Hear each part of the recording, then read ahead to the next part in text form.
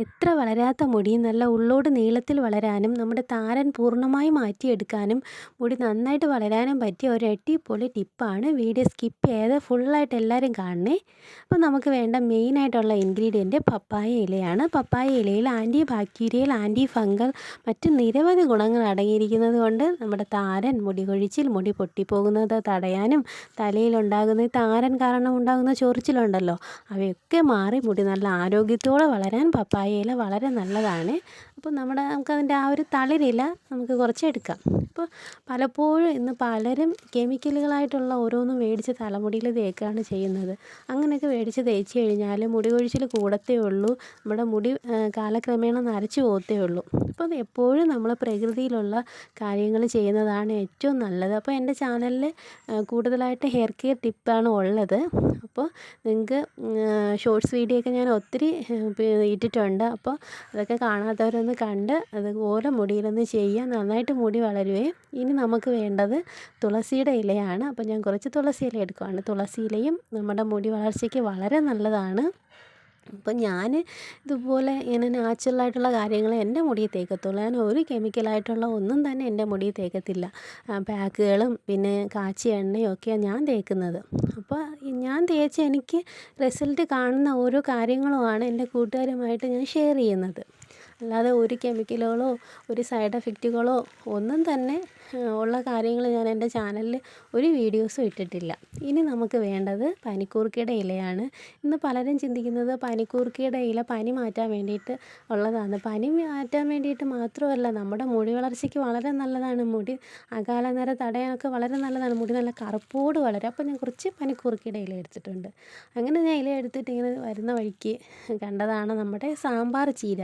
ഞാൻ മുൻപൊരു വീഡിയോ ഇട്ടിട്ടുണ്ടായിരുന്നു സാമ്പാർ ചീരയെക്കുറിച്ച് ഡീറ്റെയിൽ ആയിട്ടുള്ള വീഡിയോ. അപ്പോൾ അത് കാണാത്തവർക്ക് വേണ്ടിയിട്ട് ആ ലിങ്ക് ഞാൻ ഡിസ്ക്രിപ്ഷനിൽ ഇട്ടേക്കാവേ. അപ്പോൾ ഇതിൻ്റെ വിത്തായിട്ടുണ്ട്, കണ്ടോ, നമ്മുടെ ചീരയുടെ വിത്തില്ലേ അതുപോലെയാണ്. അപ്പം ഞാൻ കുറച്ചിങ്ങനെ പൊട്ടിച്ച് ഇങ്ങനെ വെറുതെ ഇങ്ങനെ ഒന്ന് പൊട്ടിച്ച് അവിടേക്ക് അങ്ങ് ഇടുമായിരുന്നു.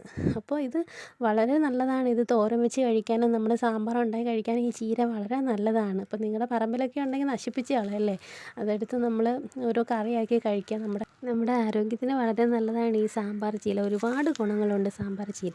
അപ്പോൾ ഞാൻ നമ്മുടെ പപ്പായ ഇലയെല്ലാം നന്നായിട്ട് കഴുകി എടുത്തിട്ടുണ്ട്. ഏതൊരു ഇലയായാലും നമ്മൾ എടുത്തു കഴിഞ്ഞാൽ അത് കഴുകിയിട്ട് വേണം എടുക്കാൻ. നമ്മളിപ്പോൾ ചെമ്പരത്തി ഇല എടുത്താൽ നന്നായിട്ട് കഴുകി വൃത്തിയാക്കിയിട്ട് വേണം എടുക്കാൻ. കാരണം അതിൻ്റെ ആ ഇലയുടെ അടിഭാഗത്തായിട്ട് ചെറിയ ചെറിയ പ്രാണികളൊക്കെ ഉണ്ടല്ലോ. ഇപ്പോൾ ചിലന്തി ആയാലും കുഞ്ഞു ചിലന്തി ആയാലും ഇലയുടെ അടിഭാഗത്ത് കാണും. അപ്പം നമ്മൾ വിചാരിക്കും മഴ പെയ്ത് നനഞ്ഞ് നിൽക്കുമല്ലേ നമുക്ക് കഴുകാതെ എടുക്കാം. പക്ഷേ അതെല്ലാം നോക്കി നന്നായിട്ട് കഴുകിയിട്ട് വേണം നമ്മൾ എടുക്കാൻ.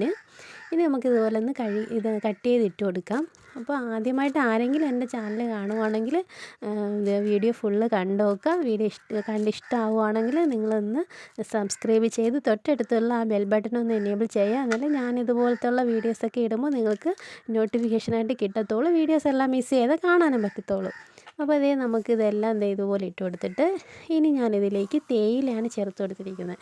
അപ്പോൾ തേയില 1 സ്പൂൺ ചേർത്ത് കൊടുക്കാം. തേയില എന്ന് പറഞ്ഞാൽ സൂപ്പറാണ്. നമ്മുടെ മുടിക്ക് കൊഴിഞ്ഞുപോയ മുടികൾ വരെ കിളിർത്ത് വരാൻ സഹായിക്കുന്നതാണ് തേയില. അത്രയ്ക്ക് ഗുണം ചെയ്യുന്നതാണ് തേയില എന്ന് പറയുന്നത്.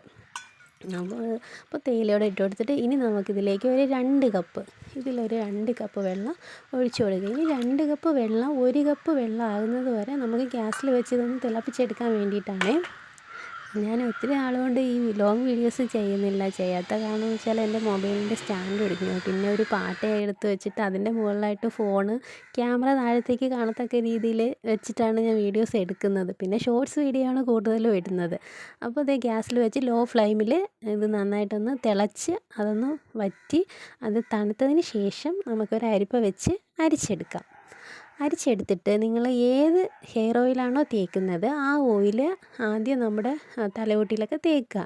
അതിന് മുൻപായിട്ട് നമ്മുടെ മുടിയിൽ ജട കളയുക. എന്നിട്ട് നമ്മുടെ ഓയിൽ തേച്ചതിന് ശേഷം ഈ ഒരു കൂട്ട് നമ്മുടെ തലയോട്ടിയിൽ നന്നായിട്ട് തേച്ച് പിടിപ്പിച്ച് ഒന്ന് മസാജ് ചെയ്ത് കെട്ടി വെക്കുക. ഒരു 15 മിനിറ്റിന് ശേഷം ശുദ്ധമായ വെള്ളത്തിൽ കഴുകി മാറ്റുക. ഒന്നിടവിട്ടുള്ള ദിവസങ്ങൾ ഇതുപോലെ ചെയ്യാൻ മുടി നന്നായിട്ട് വളരും. എൻ്റെ എല്ലാ കൂട്ടുകാരും ഇതുപോലെ ഒന്ന് ചെയ്യുക. നമ്മുടെ മുടി വളരാൻ സഹായിക്കുന്ന ചെറിയ ചെറിയ ഷോർട്സ് വീഡിയോസൊക്കെ നമ്മുടെ ചാനലിൽ ഒത്തിരി ഇട്ടിട്ടുണ്ട്.